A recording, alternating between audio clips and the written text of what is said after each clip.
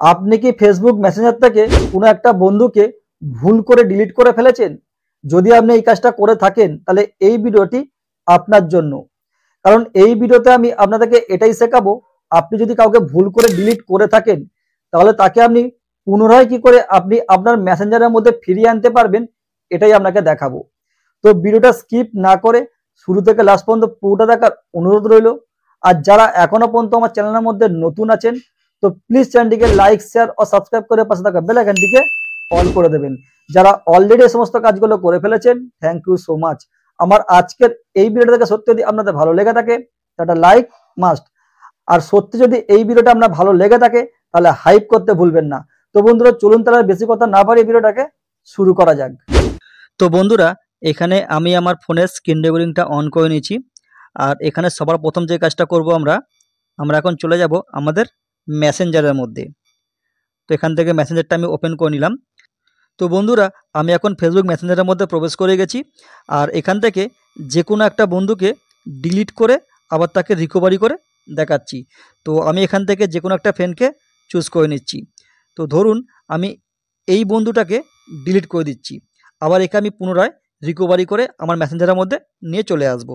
তো আমি কি করব, এখন এইখানটা করে ট্যাপ করব। এটা ট্যাপ করার সঙ্গে সঙ্গে এরকম একটা চার্ট খুলে যাচ্ছে। আর নিচের দিকে দেখুন ডিলিট অপশান দেখতে পাচ্ছেন। তো আমি এটাকে ডিলিট করে দিলাম। তারপর এরকম একটা ছোটো চার্ট খুলে যাচ্ছে আর এইখানটা করে ডিলিট অপশান দেখতে পাচ্ছেন, এটাকে আমি ডিলিট করে দিচ্ছি। তো বন্ধুরা দেখতে পাচ্ছেন এইখান থেকে কিন্তু ওই ফ্রেন্ডটা ডিলিট হয়ে গেছে। তো ধরুন আপনি ভুল করে কাউকে ডিলিট করে ফেলেছেন, তো তাকে আপনি কি করে আবার পুনরায় রিকভারি করতে পারবেন। এটা কিন্তু খুব সহজ একটা উপায়। এর জন্য কি করবেন, একদম ওপরে চলে যাবেন। ওপর দিকে দেখুন একটা সার্চ বার দেখতে পাচ্ছেন, এতে ট্যাপ করবেন। এতে ট্যাপ করার পরে যেই বন্ধুটাকে আপনি ভুল করে ডিলিট করে ফেলেছেন তার নামটা এখানে সার্চ করবেন।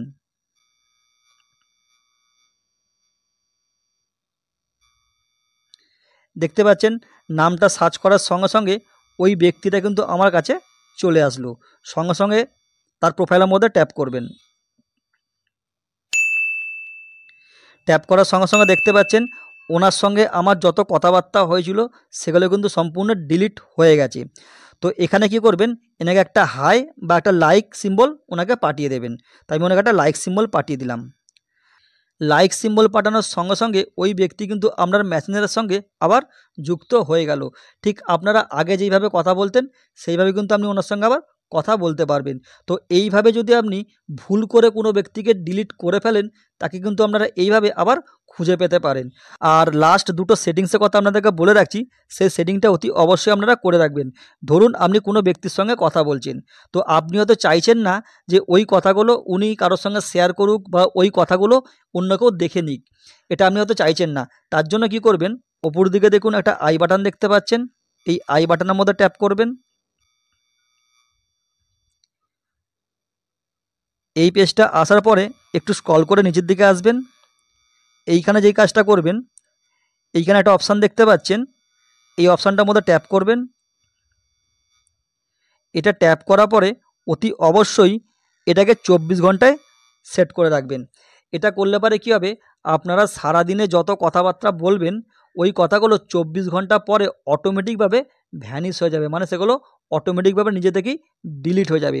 তো এটা কিন্তু আপনার সেফটির জন্য এটা অতি অবশ্যই অন করে রাখবেন। আর এখানে আরও একটা জিনিস দেখাচ্ছি আপনাদেরকে, একটু ব্যাকে আসছি। আপনি যদি মনে করেন যে আপনার কোনো বন্ধুর সঙ্গে আপনি কথা বলছেন বা তার সঙ্গে হয়তো আপনার রাগ হয়েছে, তো আপনি হয়তো চাইছেন না যে সেই ব্যক্তি বুঝতে পারুক যে আপনি তার মেসেজগুলোকে সিন করছেন। তার জন্য কি করবেন, এইখানে একটা অপশান দেখতে পাচ্ছেন, এই অপশানটা ট্যাপ করবেন। এটা ট্যাপ করার পরে ওপর দিকে দেখুন একটা সুইচ দেখতে পাচ্ছেন, এটাকে যদি আপনারা অফ করে দেন তাহলে কী হবে, ধরুন কোনো ব্যক্তির মেসেজ আপনি সিন করেছেন, সেই মেসেজটা আপনি পড়েছেন, কিন্তু এটা যদি আপনি অফ করে রাখেন তাহলে কিন্তু সেই ব্যক্তি কোনোদিনও বুঝতেই পারবে না যে আপনি তার মেসেজ দেখছেন আর তার মেসেজ আপনি পড়ছেন। তো এটা কিন্তু খুব মজাদার একটা সেটিংস, আপনারা এটাকে করে রাখতে পারেন। তো এই ছিল আজকের মূল ভিডিও। তো আজকের ভিডিওটা আপনাদের কতটা ভালো লাগলো এটা কিন্তু অতি অবশ্যই আমাকে কমেন্টে জানাবেন। আর যারা এখনও পর্যন্ত আমার চ্যানেলের মধ্যে নতুন আছেন তো প্লিজ চ্যানেলটিকে লাইক, শেয়ার ও সাবস্ক্রাইব করে পাশে থাকা বেল আইকনটিকে অল করে রাখবেন। যারা অলরেডি এই সমস্ত কাজগুলো করে ফেলেছেন থ্যাংক ইউ সো মাচ। আমার আজকের এই ভিডিওটা থেকে সত্যি যদি আপনাদের ভালো লেগে থাকে একটা লাইক মাস্ট। তো বন্ধুরা আজ এইটুকুনি, আবার দেখা হবে আমাকে নেক্সট ভিডিওর মাধ্যমে। ততদিন ভালো থাকবেন, সুস্থ থাকবেন।